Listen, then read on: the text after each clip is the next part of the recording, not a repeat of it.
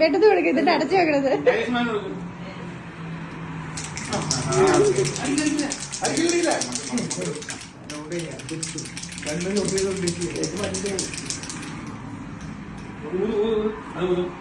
ഇവിടെ ഒരു കൊച്ചുണ്ട് കേട്ടോ, ഇച്ചിരി കൊടുക്കണേ.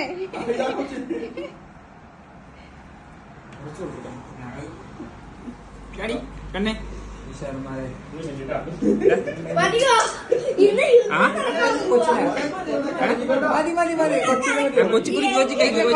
കൊച്ചു കഴിച്ചു.